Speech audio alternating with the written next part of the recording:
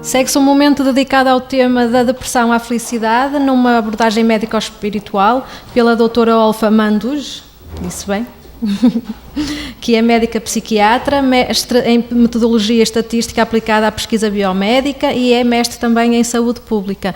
Vai ser uma apresentação em francês, mas que vai ser traduzida pela doutora Paula, não é?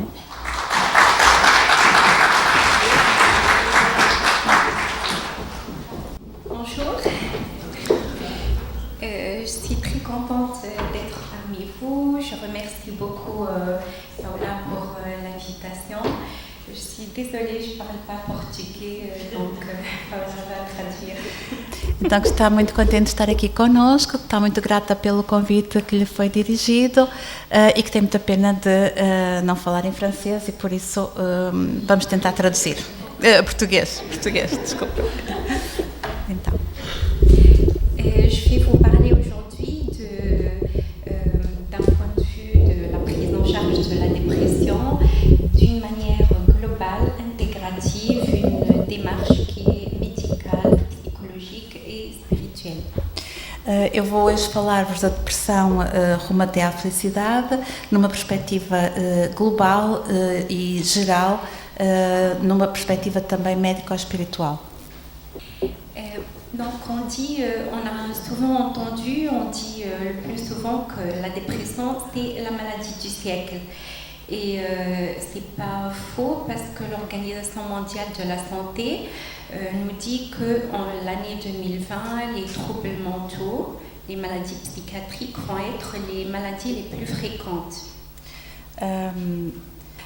Então a depressão é considerada como a doença do século em 2020 e que isso realmente não é uma falta ou ter dito isso porque de facto é o que se perspectiva num tempo mais próximo.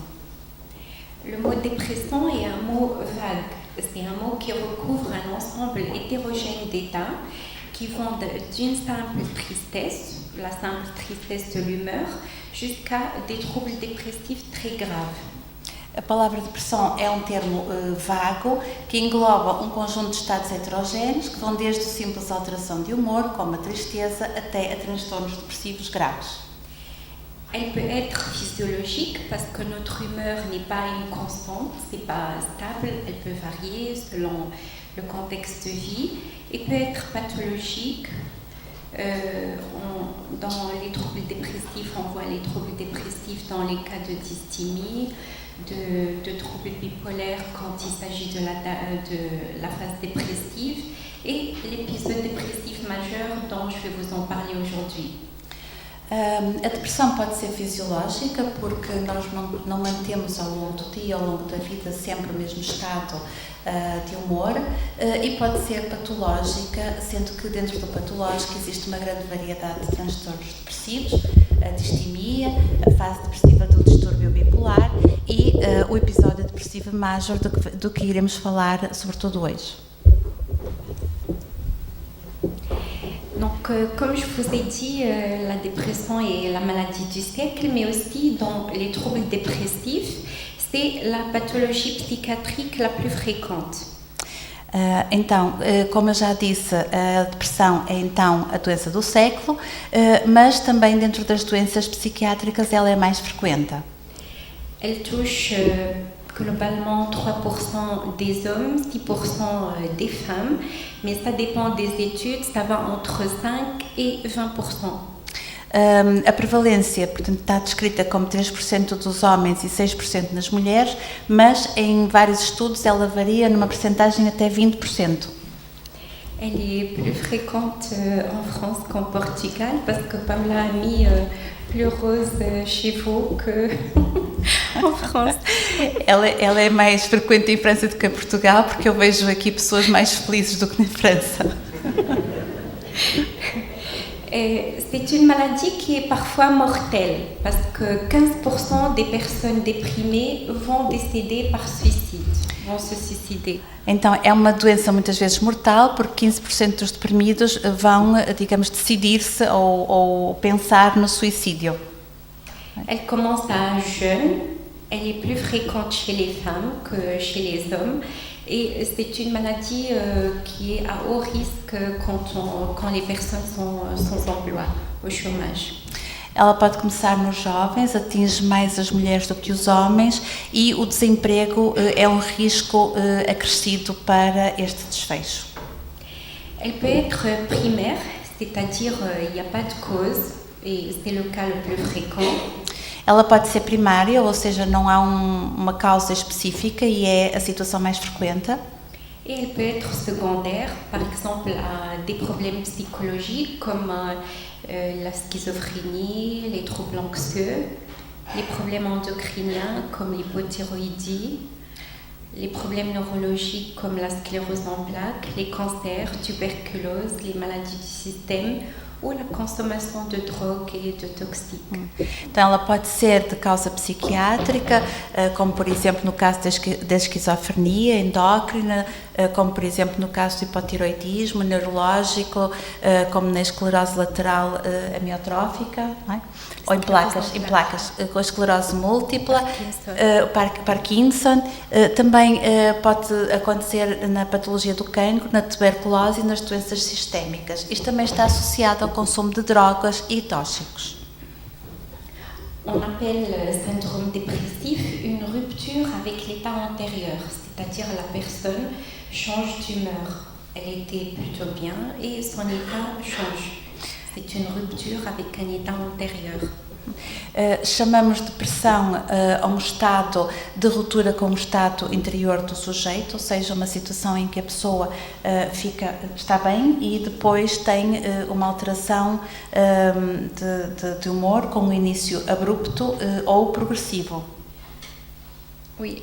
Progressivo, tu n'as pas dit progressivo. C'est pas grave. On parle de dépression quand ça dure depuis au moins 2 semaines.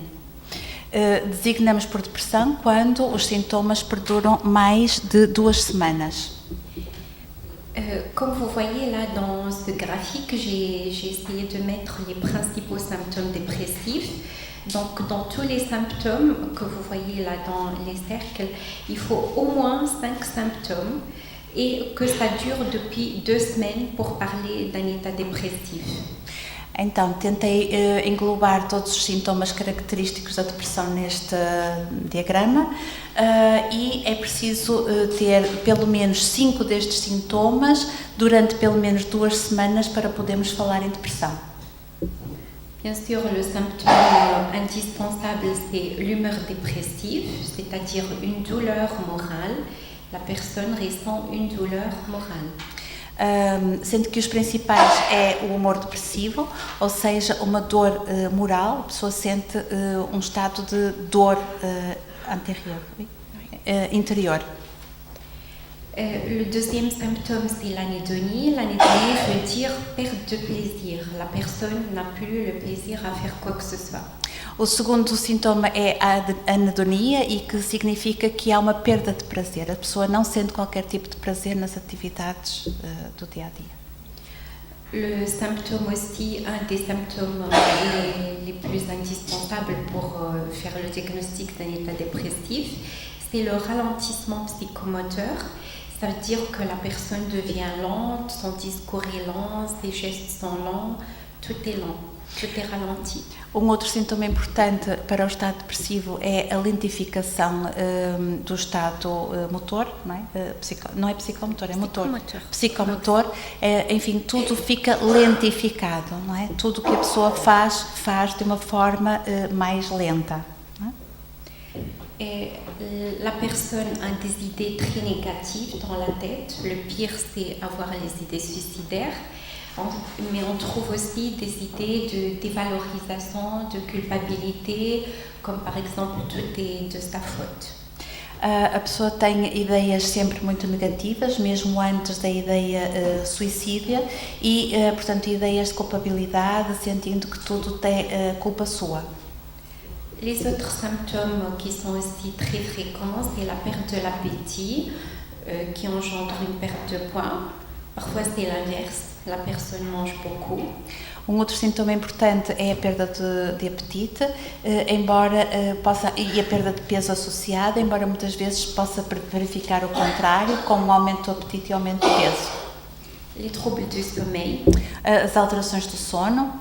Et l'asthénie, ça veut dire une fatigue. C'est une fatigue qui n'est pas améliorée par le sommeil. C'est-à-dire quand on se repose, normalement, on est moins fatigué, mais dans la dépression, la fatigue persiste même si on dort bien et on se repose. E a astenia, que é uma sensação de fadiga crónica que não melhora depois do sono. Habitualmente nós dormimos e recuperamos, mas nesta situação a pessoa dorme e não recupera da fadiga que sente. Et tous ces symptômes durent au moins 2 semaines. E todos estes sintomas têm que durar pelo menos 2 semanas. La dépression peut évoluer favorablement, c'est-à-dire il y a une rémission complète au bout de 4 mois maximum. A depressão pode evoluir favoravelmente, havendo uma remissão completa num período não superior a 4 meses. Elle peut rechuter, c'est-à-dire les symptômes reviennent avant les 4 mois. Pode haver uma recaída, quer dizer que os sintomas reaparecem antes dos 4 meses. On parle de récidive quand il y a une rémission, mais à nouveau il y a une réapparition des symptômes. Uma recidiva quando há uma remissão completa, mas entretanto há uma reaparecimento dos sintomas depois dos 4 meses. Não é? La dépression devient chronique quand l'épisode dépressif dépasse 2 ans. A depressão torna-se crónica quando o episódio depressivo decorre por um período superior a 2 anos. Et elle est résistante si on essaye de soigner la personne, on donne 2 traitements bien convenablement, comme il faut, mais la personne ne s'améliore pas. Será uma depressão com resistência quando há a prescrição de 2 tratamentos diferentes, bem prescritos, com doses corretas, mas em que durante 6 semanas seguidas não há regressão da sintomatologia. Les complications sont le suicide, bien sûr. Ensuite, la chronicité, c'est-à-dire la dépression devient chronique. Les addictions, les personnes peuvent tomber dans l'alcool, les drogues pour soigner l'état dépressif.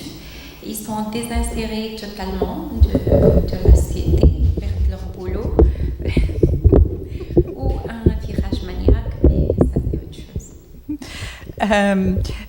Das complicações, o risco de suicídio é importante, ou então a depressão assume um caráter crónico. As adições são também importantes, às vezes a pessoa começa a entrar pelas adições como o álcool e as drogas. A desinserção socioprofissional é também uma complicação frequente e importante, e pode também ocorrer uma viragem maníaca. Quel lien y a-t-il entre la spiritualité, religion et la dépression? Tu peux répéter? Une question. Quel lien y a-t-il entre... O que há entre espiritualidade, religião e depressão? Il y a plus de 100 études scientifiques qui ont examiné ce lien entre la religion et la dépression, notamment avec Koenig. Há mais de 100 estudos científicos que examinaram a relação entre a religião e a depressão, nomeadamente os estudos realizados por Harold Koenig. Les 2 tiers de ces études ont trouvé des taux plus bas chez les gens qui ont des épisodes dépressifs, 2 tiers. Il y a les gens qui ont un trouble dépressif sont plus religieuses. Oui. Portanto, 2/3 dos estudos, nos estudos foram encontrados 2/3 das pessoas onde se encontraram taxas mais baixas de transtornos depressivos nas pessoas religiosas, ou seja, les religieuses ont moins de dépression. Oui. C'est vrai? Oui, c'est ça. Et pour le tiers restant, on a trouvé une relation positive entre la religion et la dépression uniquement dans 4 études. Et toutes les autres études sont neutres. Em relação aos restantes estudos, dos 34 estudos não foi encontrada uma relação positiva entre a depressão e a depressão, mas só 4 estudos é que encontraram uma relação negativa entre religião e depressão. Todos os outros foram neutros. Não foram positivos, mas também não foram negativos. La religion paraît aider à affronter les stresseurs psychosociaux, c'est-à-dire les facteurs qui induisent la dépression. A religião parece ajudar a enfrentar fatores estressantes, ou seja, fatores que são indutores da depressão. Elle contribue à la rémission plus rapide parce qu'il y a un soutien social, parce qu'il y a une influence positive des pratiques religieuses. Ela contribui para uma remissão mais rápida porque há um suporte social e há uma influência positiva com as suas práticas. À l'opposé, dans certains cas, on a un effet inverse. Parce que la religion favorise la culpabilité et des pensées rigides. Em algumas situações vamos obter o efeito inverso, uma vez que, por vezes, a religião favorece a culpabilidade e pensamentos rígidos. On va parler du coping spirituel. Vamos agora falar sobre o coping espiritual. Le coping veut dire la capacité de faire face à des difficultés, le mot coping. A palavra coping significa a capacidade de fazer face, de enfrentar as dificuldades. Koenig, toujours, a développé un modèle qui explique le coping positif dans la dépression. Koenig desenvolveu um modelo que exemplifica o coping positivo na depressão. Il explique que les croyances spirituelles donnent un sens aux événements de la vie, donne un sens aux difficultés et ça donne de l'espoir et de la motivation. Ele explica que as crenças espirituais dão um sentido para as ocorrências da vida, para as dificuldades e diz que isso promove esperança e motivação. Les institutions religieuses jouent un rôle de contrôle social. C'est-à-dire elles vont encourager certains comportements et vont rejeter d'autres, comme les drogues, par exemple. Diz que as instituições religiosas desempenham um papel de controle social e que encorajam, uma vez que encorajam certos comportamentos e rejeitam outros comportamentos. Les pratiques spirituelles et religieuses sont très intéressantes par le fait qu'elles peuvent réduire le stress et peuvent être une source de plaisir. La personne va prier, faire de la méditation, les louanges et tout ça donne des émotions positives. A religião pode ser extremamente interessante porque... Deixa eu ler a primeira frase. Ça réduit le stress, c'est aussi une source de plaisir. Porque ela reduz o stress e aumenta as fontes de prazer, como por exemplo através das orações, da meditação, as orações, a meditação, os louvores e todas essas produzem emoções positivas. Et la personne reçoit un soutien social par les membres de la communauté religieuse. E as pessoas recebem um suporte social pelas pessoas da comunidade religiosa. La religion propose une image de Dieu bienveillant, le sens à la vie, aux épreuves, un moyen pour trouver de l'espoir, trouver de la motivation, un guide pour les décisions, pour les choix, un support social et c'est aussi une ressource qui est utilisable en toutes circonstances, qui est disponible tout le temps. Então a religião propõe uma imagem de Deus benevolente, um sentido para a vida e para as provações, uma maneira de encontrar esperança e motivação, um guia para as decisões e as escolhas, um suporte social e é também um recurso que pode ser usado em qualquer circunstância, ou seja, em todas as situações ele está disponível. Vous savez que les 3 religions monothéistes, ça veut dire judaïsme, christianisme et islam, interdisent le suicide et interdisent même les rites mortuaires des suicidés. Nós sabemos que as 3 principais religiões, o catolicismo, o judaísmo e o islamismo, proíbem o suicídio e Les rites mortuaires. E os rituais mortais. Oui, Sim. l'enterrement. Les études sociologiques, épidémiologiques et cliniques montrent que les pratiques religieuses et spirituelles diminuent le risque suicidaire. C'est démontré dans les études, comme je viens de vous dire, pour la dépression. Os estudos sociológicos, epidemiológicos e clínicos mostram que as práticas religiosas e espirituais reduzem o risco de suicídio, como também já referimos em relação à depressão.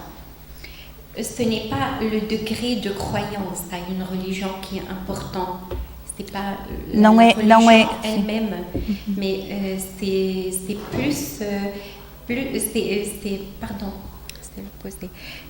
c'est pas la religion qui est importante, mais plutôt c'est le degré de la croyance qui est important et qui a un impact protecteur, qui protège contre le suicide.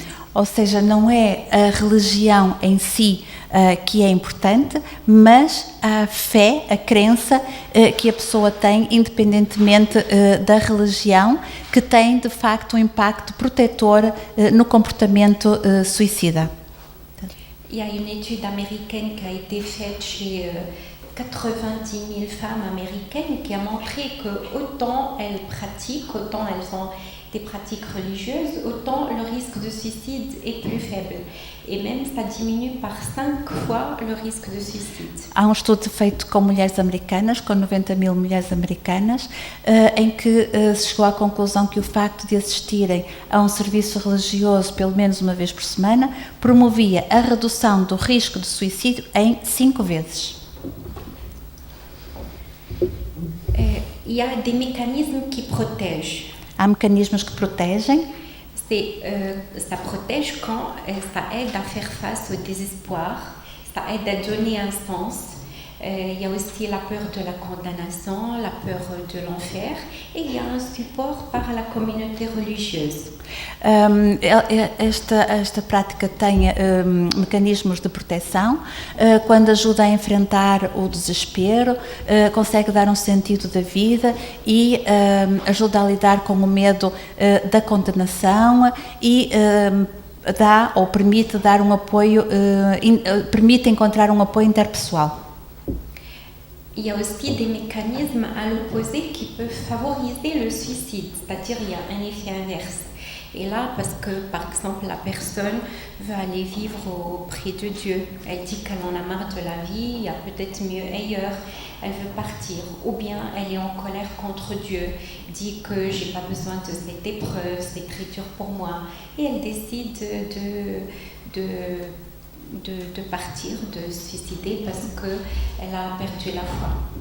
Há mecanismos que também, por outro lado, são favorecedores deste ato suicida, porque por vezes os doentes dizem que querem viver perto de Deus, esperam encontrar uma vida melhor, ou então evidenciam raiva contra Deus, têm perda de fé, às vezes num contexto delirante, ou sentem uma rejeição pela sua comunidade. D'où l'importance dans la pratique clinique chez les psychiatres de faire attention à ça et d'évaluer la composante spirituelle chez les patients, de demander ce qu'ils pensent de leur rôle sur la terre, qu'est-ce qu'ils croient par rapport à Dieu, s'ils ont des peurs, qu'est-ce qui les motive de rester sur la terre. Daí a importância de o médico perceber a questão espiritual de cada doente, fazer essa avaliação espiritual, perceber do que é que eles têm medo, qual é o papel de Deus na sua vida, qual é a sua representação, o seu papel na Terra e qual é a sua motivação para viver.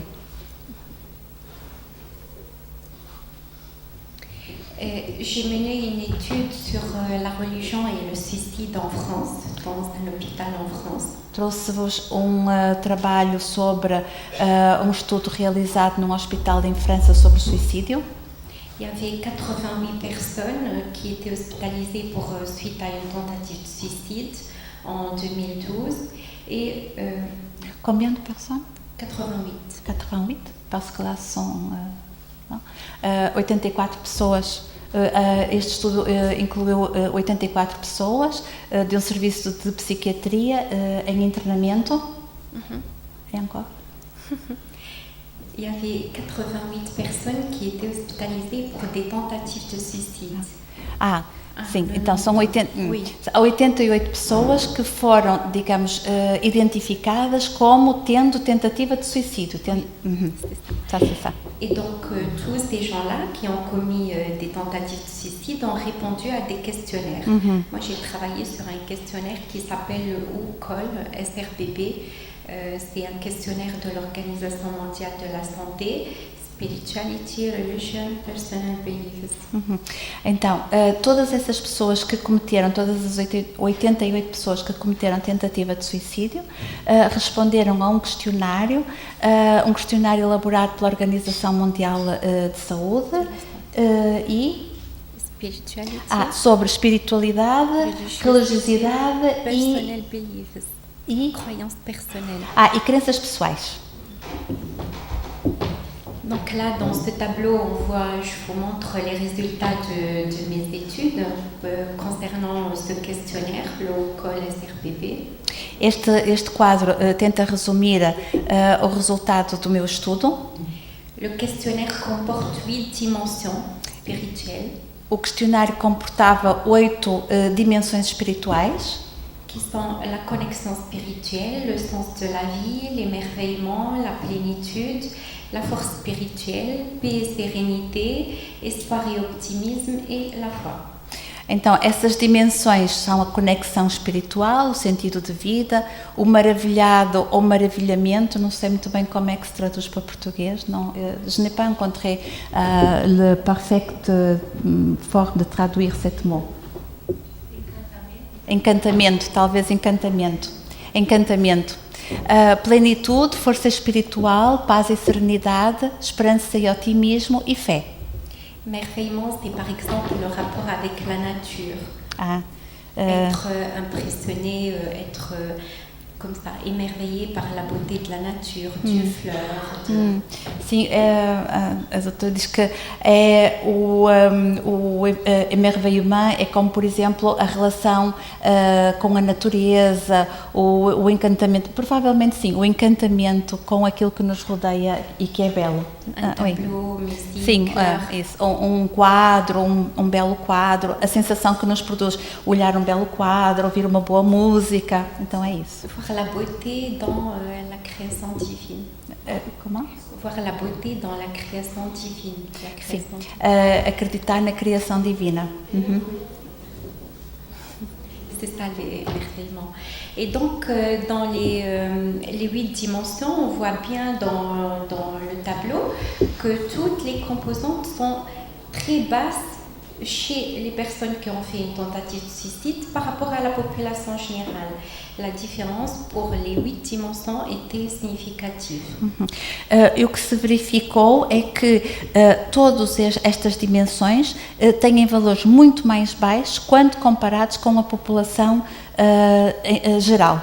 Todos os parâmetros avaliados têm valores mais baixos quando comparado com a população em geral e tem um valor estatístico significativo. Les personnes suicidantes ont une spiritualité inférieure à la population générale. As pessoas que tentaram suicídio têm uma espiritualidade inferior do que as que demonstraram na população em geral. Ce questionnaire a été validé par l'Organisation mondiale de la santé dans 24 pays et traduit dans 32 pays et traduit en 24 langues. Então, este questionário que foi utilizado, ele foi elaborado pela Organização Mundial de Saúde, está publicado em 24 países e traduzido a combien de langues? 32 pays, 24 langues. Exato, está publicado em 30 países e traduzido em 24 línguas.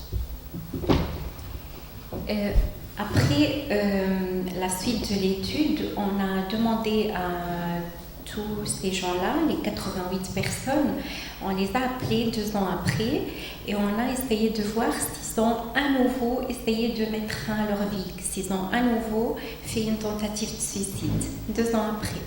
2 anos depois. 2 anos depois, voltaram a repetir o questionário e perguntaram se eles teriam novamente vontade de cometer o suicídio. Oui? Et on a trouvé que les gens qui ont refait une tentative de suicide, c'était plus la dimension sens de la vie qui était très basse. E verificaram que aqueles que tiveram novamente tentativa de suicídio foram aqueles que tinham o item sobre o sentido da vida mais baixo. On a essayé de voir aussi pourquoi les gens qui ont une forte spiritualité dans leur petit groupe font aussi une tentative de suicide. Tentaram também perceber porque é que as pessoas que tinham uma forte espiritualidade naquele grupo também tinham cometido tentativa de suicídio. Et on a trouvé que la raison, c'est qu'ils ont beaucoup de facteurs de risque. Les gens peuvent avoir une spiritualité forte, mais ils ont beaucoup de facteurs de risque suicidaires. Donc, à un moment, la spiritualité ne protège plus.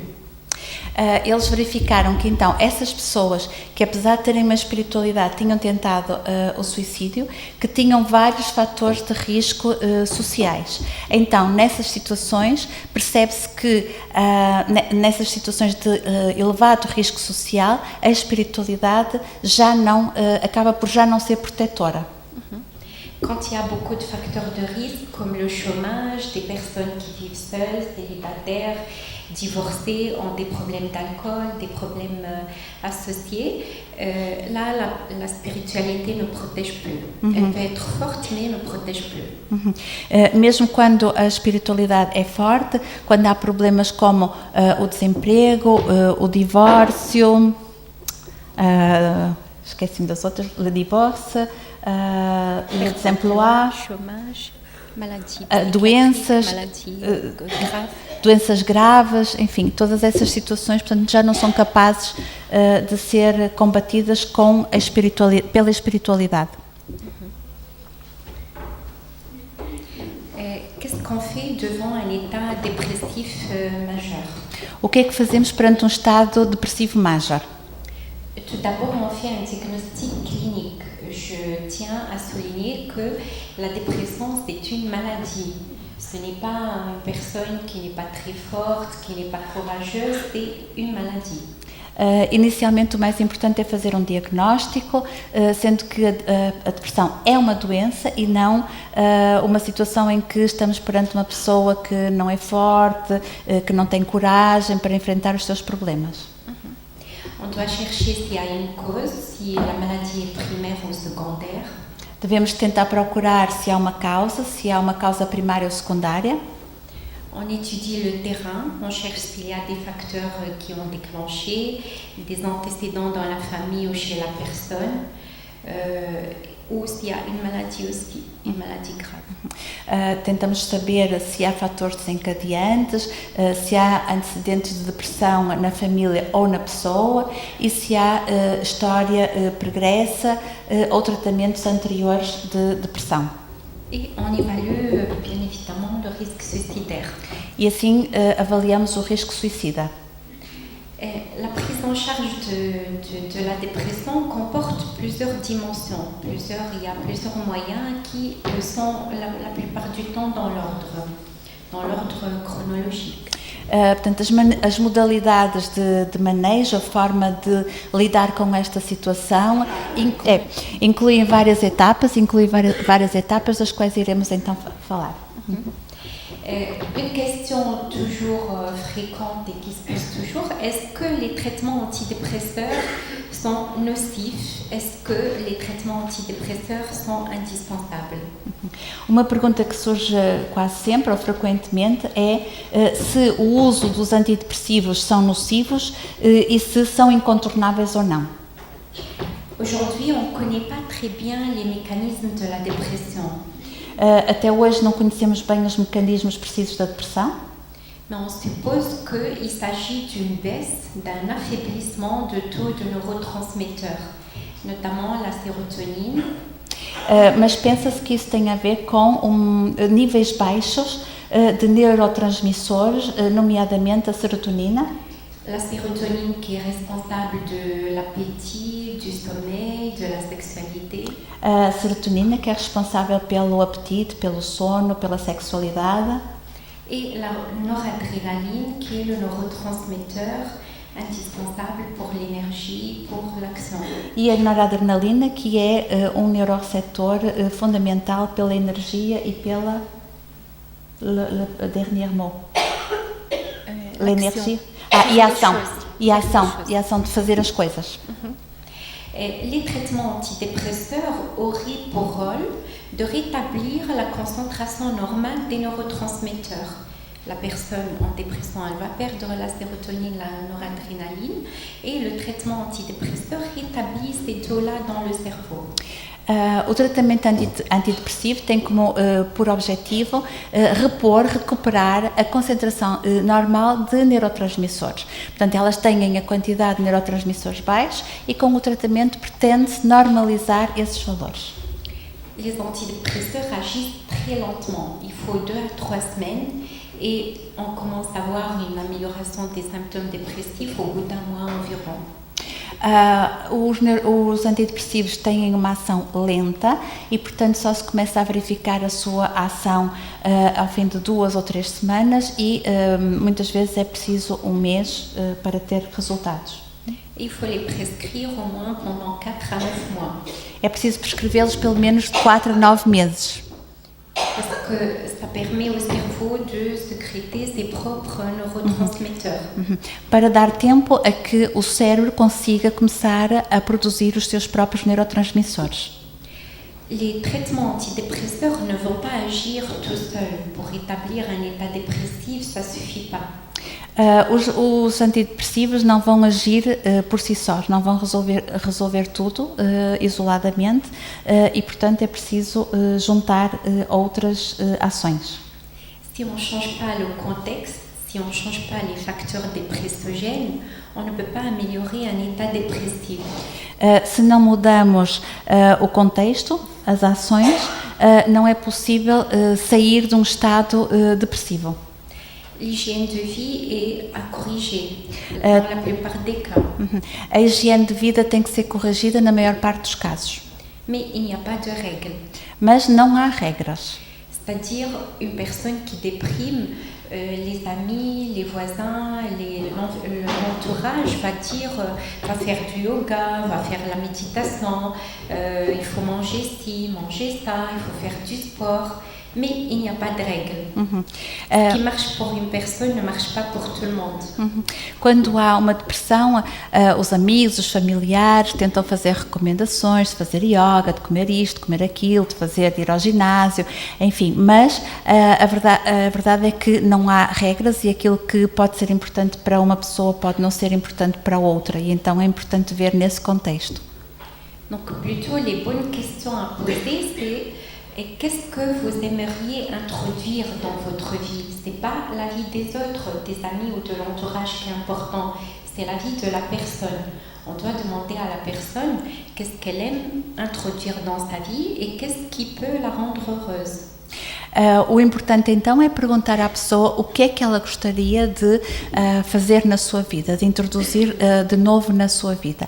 Então não é importante aquilo que os amigos ou os familiares acham ou pensam, mas sim tentar encontrar aquilo que agrada à própria pessoa para ela sair dessa situação. On ne peut pas changer aussi tout à la fois. Também não se pode tentar mudar tudo de uma vez.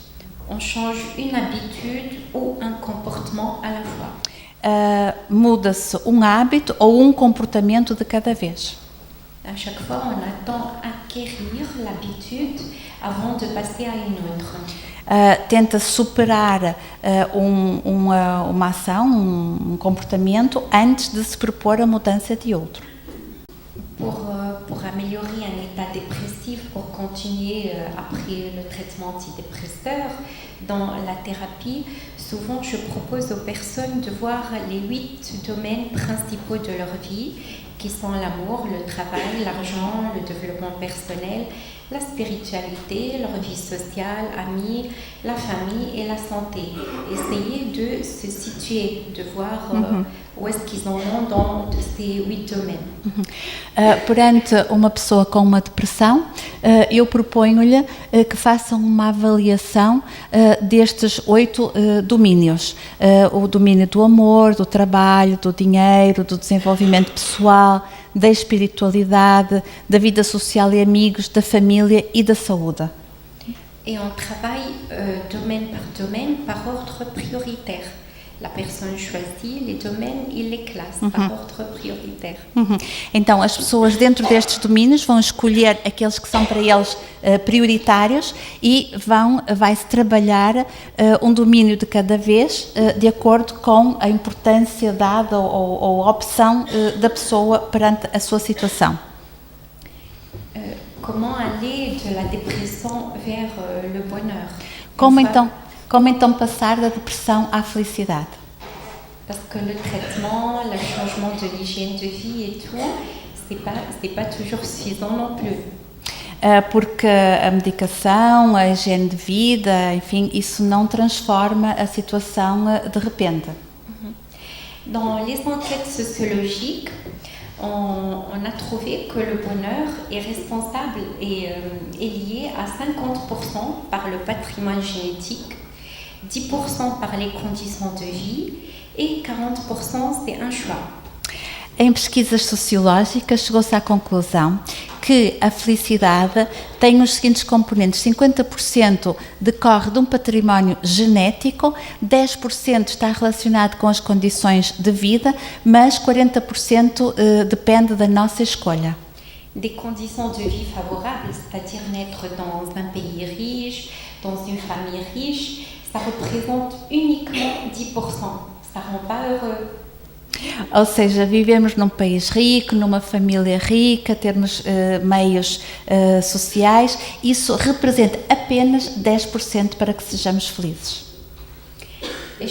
Dans 50% des cas, c'est plutôt l'état de la personne, l'habitude de la personne d'être heureux ou pas. Na maior parte das situações, aquilo que nós encontramos é uma situação de escolha da própria pessoa de ser feliz ou não.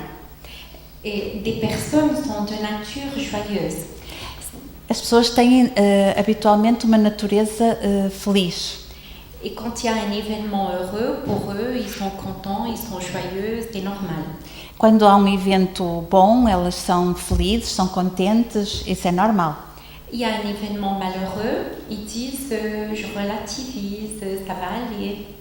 Quando há um evento infeliz, elas tentam relativizar Ils disent c'est pas grave. E dizer que não é grave. Une autre partie des gens, une autre catégorie, ils sont toujours grincheux. Rien ne leur plaît. Uma parte dessas pessoas estão sempre desanimados, nada, digamos, lhes dá prazer ou plaisir, oui? Sim, nada lhes dá prazer e não encontram nenhuma solução que lhes agrade. Quand il y a un événement malheureux, ils sont habitués, ils disent ça c'est normal. Quando há um evento infeliz, dizem é sim, isto é normal. Et quand il y a un événement heureux, ils disent ah là c'est suspect, c'est pas normal. Quando há um evento bom, feliz, eles dizem isto é suspeito, isto não é normal. Ils ont peur de rire. Ils disent par exemple si je fais rire, qu'est-ce qui va m'arriver après? C'est pas possible, j'ai trop ri, il faut que j'arrête. Se alguém nos faz rir, eles ficam preocupados. O que é que quer dizer o facto de eu me estar a rir tanto? Eu não posso rir tanto, tenho que parar, como se fosse acontecer algo de mal a seguir, não é? C'est notre sensibilité qui est importante. É a nossa sensibilidade que é importante. Et donc c'est un choix. On peut décider d'être heureux, on peut décider que juste on va vivre quelques plaisirs et c'est tout. Então isso é uma escolha. Nós podemos escolher se vamos ser felizes ou então se vamos viver sempre infelizes. Le bonheur c'est un état de satisfaction complète qui est stable et qui est durable dans le temps. A felicidade é um estado de satisfação completa que é estável e durável. Ce n'est pas une joie intense. Não é uma escolha suficiente. Une joie, ce n'est pas le bonheur. Como? Un moment de joie, ce n'est pas le bonheur. Um momento na vida não é a felicidade. Un plaisir passager non plus. Um prazer passageiro também não. Le bonheur est un état global. A felicidade é um estado global. Global sur le plan physique, émotionnel, intellectuel, spirituel. Englobando o aspecto físico, psicológico, moral e intelectual e espiritual. C'est souvent un but de l'existence. É objetivo da existência. Selon Freud, le bonheur est difficilement atteignable. Il est très difficile d'être heureux parce que tout se base sur les plaisirs. De acordo com Freud, é difícil atingir a felicidade. Porquê? Porque tudo está relacionado com o prazer, a satisfação, o prazer. Oui, le plaisir. Quand il y a un désir, il y a automatiquement une insatisfaction. Quando há desgosto, oui? Um desgosto? Um prazer, não. Não, désir. Quando há... répétez s'il vous plaît la phrase. Automatiquement, quand il y a un désir, il y a l'insatisfaction, la frustration. Ou seja, é o contrário, não é? Quando há desgosto, não é? Uma dificuldade, há automaticamente uma insatisfação e uma frustração. Donc, on ne peut pas facilement atteindre le bonheur. Então, não é fácil atingir o estado de felicidade. Une façon moderne de voir le bonheur, uma forma moderna de ver a felicidade, c'est par le sens. É pelo sentido, pelo significado. Et c'est Viktor Frankl qui est le fondateur d'une thérapie qui s'appelle la logothérapie. C'est une thérapie qui est basée sur le sens. Então, Frank digamos, a pessoa que estruturou uma nova terapia, que é a logoterapia, que é baseada num sentido, no encontro de um sentido, de um significado. C'est un escapé des camps de nazis en Allemagne. Ele a échappé. Ele fugiu, portanto, de um campo de concentração nazi. Et il nous dit e diz-nos que le plus important, ce qui nous motive, ce qui nous stimule, c'est le sens. E diz-nos que o mais importante, aquilo que nos estimula é o sentido, um sentido. Beaucoup plus que le plaisir et la satisfaction qu'on a en accomplissant nos envies. Muito mais do que o prazer e le plaisir et la satisfaction. E a satisfação que nós encontramos na vida. Les études sociologiques et scientifiques actuelles. Os estudos científicos e sociológicos atuais montrent que les deux ont raison. Mostram que os dois têm razão. Parce que c'est l'alliance du sens et du plaisir qui aboutit au bonheur. Porque são a associação do prazer e do sentido que nos levam ao encontro da felicidade. Alors, quelles sont les clés modernes du bonheur? Modernes mais très anciennes à la fois. Então, quais são as chaves modernas para a felicidade? Modernas, mas ao mesmo tempo bem antigas. La première clé, c'est l'acceptation. A primeira chave é a aceitação. Pour comprendre c'est quoi l'acceptation, je vous ai choisi cette prière qui s'appelle la prière de sérénité, qui est utilisée par exemple chez les alcooliques anonymes. Suite à chaque réunion, ils font cette prière-là. Para vos falar da aceitação, eu escolhi esta prece, que é a prece da serenidade, que é uma prece que é efetuada muitas vezes nos grupos de alcoólicos anónimos. E que diz: Meu Deus, conceda-me serenidade para aceitar as coisas que não posso mudar, coragem para mudar as coisas que posso mudar e sabedoria para reconhecer a diferença. Toute la difficulté est donc connaître la différence. A dificuldade então é conhecer a diferença. La deuxième clé, c'est le lâcher prise. A segunda chave é deixar ir. Eu não soube traduzir melhor esta palavra. É, não é? Pronto. Então é isso, deixar ir, a segunda chave. Le philosophe Chomsky nous a appris un petit peu comment essayer de lâcher prise. Então este filósofo? Oui. Este filósofo deixou-nos esta chave para nos dizer como deixar ir. C'est un des fondateurs du taoïsme. É um dos fundadores do taoísmo. Il dit que sur la Terre, c'est le chaos. Sur la Terre, c'est l'imperfection. E diz que sobre a Terra é o caos, é a imperfeição. Rien n'est parfait, rien n'est stable, rien n'est cohérent. Nada é perfeito, nada é estável, nada é coerente. On peut par exemple savoir à quelle heure va se coucher le soleil dans 100 ans à Porto, mais on ne peut pas savoir la température exacte demain. Nós podemos saber a que horas exatas o sol se vai pôr, mas por outro lado não podemos saber exatamente qual vai ser a temperatura amanhã. Donc ça sert à rien de lutter. Il faut juste faire confiance à la vie et être flexible. Então é importante ser comment? Ça sert à rien de lutter, il faut faire confiance et être Exato. flexible. Então tem que se ter confiança na vida e ser-se flexível. Presque 2000 ans après, Montaigne nous a appris la même chose. Montaigne est un philosophe français de la Renaissance.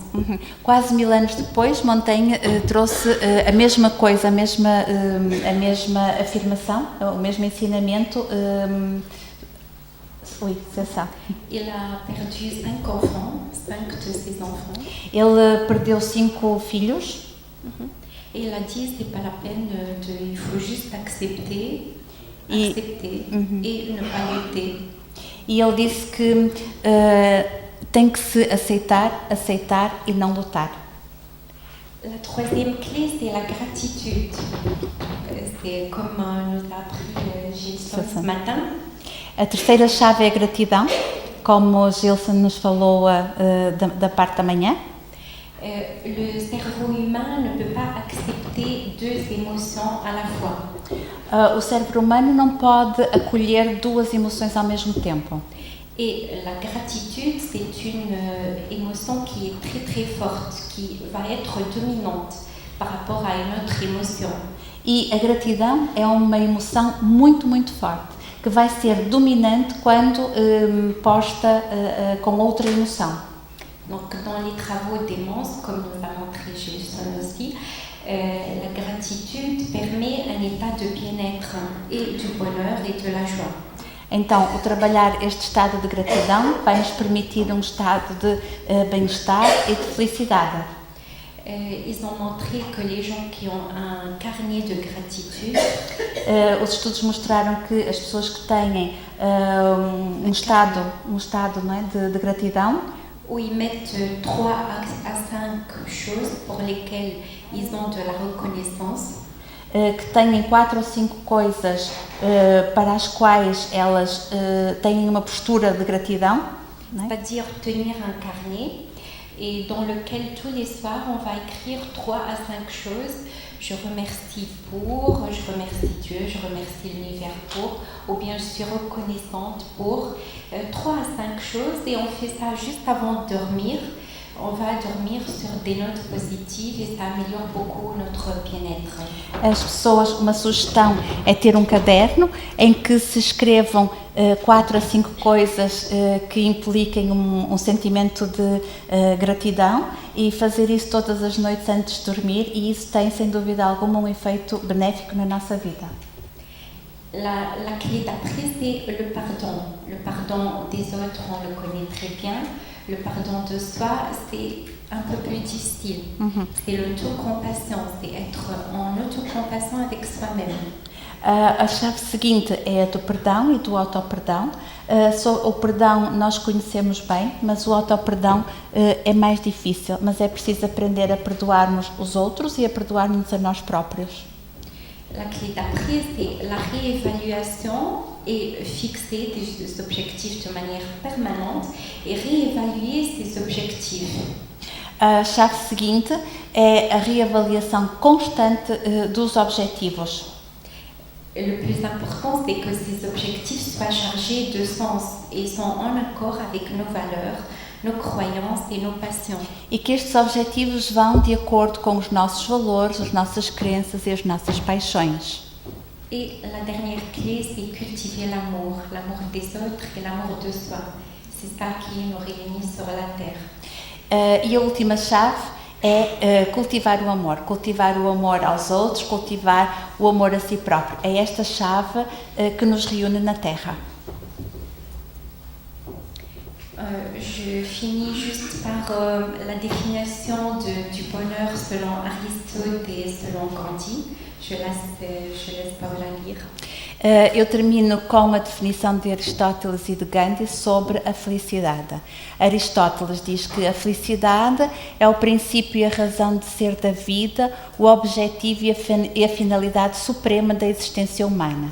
E Gandhi diz que felicidade é quando nossos pensamentos, nossas palavras e nossas ações estão em harmonia. Sachez que le bonheur est contagieux. On a montré que les gens qui sont heureux, ils peuvent voyager, se déplacer d'un pays à un autre, d'un continent à un autre, et autour d'eux, ils rendent les gens joyeux. Sabemos que a felicidade é contagiante.